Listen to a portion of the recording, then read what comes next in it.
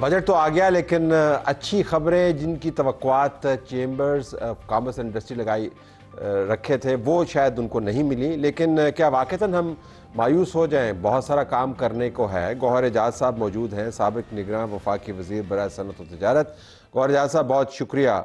मैं आपसे एक ऑकवर्ड सवाल कर लेता हूँ। ऑकवर्ड इन द सेंस कि थोड़ा सा है थियोरेटिकल या फिक्शनल, लेकिन लेट्स स्टार्ट विद दैट कि अगर आप बजट ये बना रहे होते तो क्या काम ऐसा करते जो इस बजट के अंदर नहीं हुआ? पहले तो एक्नॉलेज करना चाहिए जो काम हुआ है।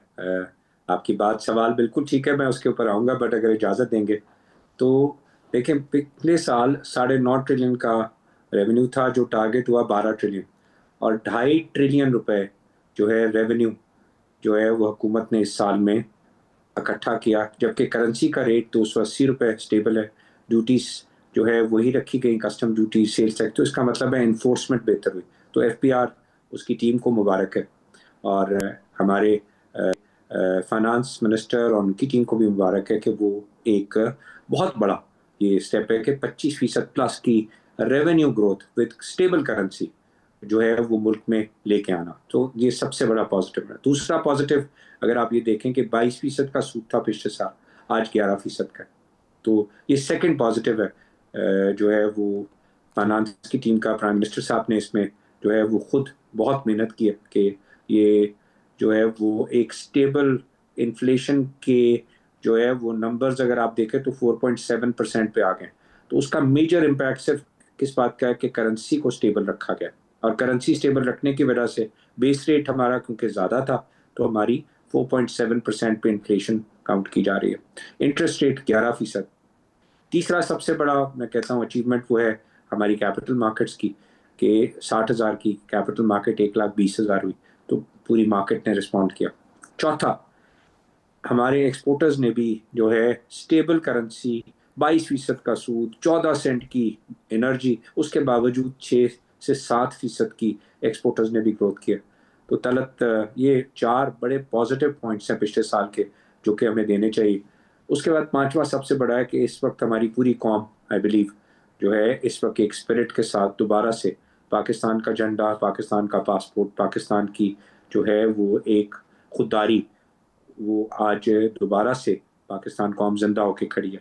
जो 10 मई में हमारे अफवाज पाकिस्तान ने जो है वो जंग जीती, उससे एक बहुत बड़ा बूस्ट है जो है। अब मैं ये समझता हूँ उसको अगले साल में हमने कौम की प्रॉस्पेरिटी के अंदर कैसे जो है उसको जो है कन्वर्ट करना है। So this is my view, is the biggest challenge now, कि हम इस मोटिवेशन, इस स्पिरिट को कैसे कन्वर्ट करें towards success of the nation, towards prosperity of the nation, and तो टुवर्ड्स। कैसे करें? आपका स्टार्टिंग अब पॉइंट क्या होगा? आपका स्टार्टिंग पॉइंट क्या होगा? मेरा मेरा स्टार्टिंग पॉइंट सबसे पहले जो है, क्योंकि हम आईएमएफ के प्रोग्राम में, तो इन्होंने जो इस साल 11.9 ट्रिलियन का बजट, 14.5 ट्रिलियन, 2.5 ट्रिलियन अगले साल फिर कहा है कि हम एफबीआर के जो है वो कलेक्शन और करेंगे। ठीक है, वो 2.5 ट्रिलियन रुपए दोबारा से।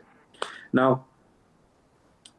बहुत बहुत मुश्किल काम है ये दोबारा से इतनी बड़ी ग्रोथ लेना, but I have will give full marks, क्योंकि पिछले साल इन्होंने ये अचीव किया है। टारगेट हिस्ट्री में नहीं हुआ। तो मैं ये समझाऊंगा कि इतने सारे जब रेवेन्यू इकट्ठे कर रहे हैं, तो हमारी जो सैलरी क्लास है उसके ऊपर जो टैक्स का रेट 35 का जो है उसको घटाने की बात हो रही है, वो बहुत थोड़ा घटा रहे हैं, 2.5%।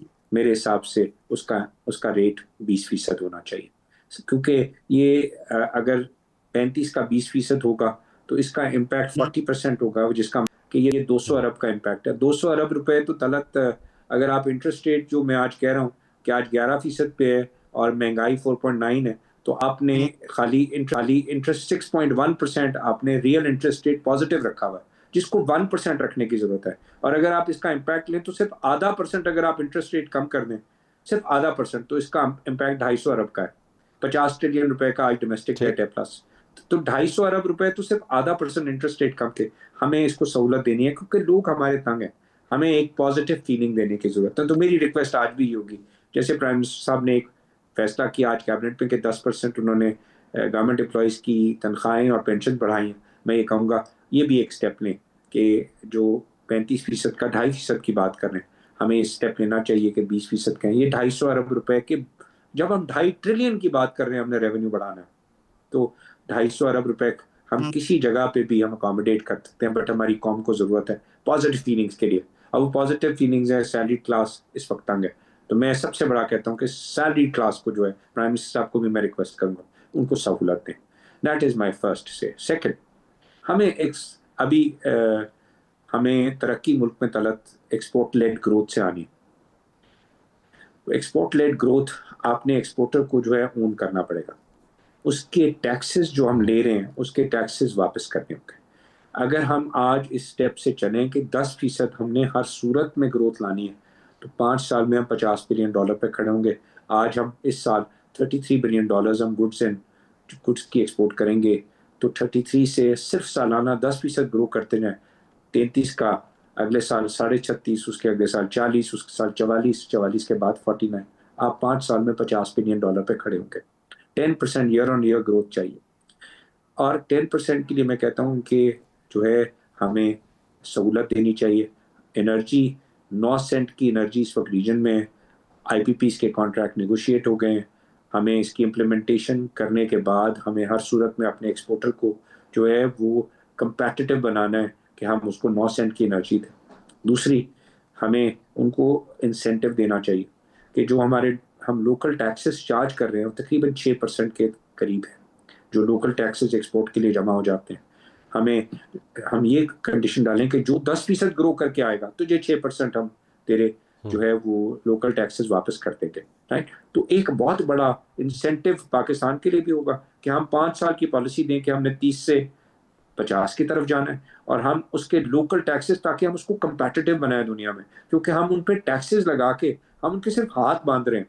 काम तो कर रहे हैं लेकिन वो काम कर रहे हैं बगैर किसी मार्जिन के या बड़े छोटे मार्जिन पे। आज जब आपने उनके ऊपर टैक्सेशन पूरी कर दी है, 50% से ऊपर का टैक्स लगा दिया अगर प्रॉफिट कर रहे हैं, बहुत अच्छी बात है। मैं तो हमेशा कहता रहा हूँ टैक्स हमारी इनकम पे होना चाहिए, लेकिन कंपेटिटिव करें, क्योंकि पाकिस्तान का solution is through export led growth. तीसरा, जो आप कहेंगे कि आज सबसे बड़ा मैं समझता हूँ इस सारी बात में, वो ये है कि हमें अपनी जो मुल्क में 5 ट्रिलियन रुपए का आज भी हमने कहा है कि हमने डेफिसिट फाइनेंसिंग है, और हम वो डेफिसिट फाइनेंसिंग जो है वो बैंक बोरोविंग के थ्रू हम पूरी करेंगे। अपनी जो डेफिसिट फाइनेंसिंग है उसका 6.5 ट्रिलियन का एस्टिमेट दिया कि हम बैंकों से बोरो करेंगे। मेरा पॉइंट ऑफ व्यू है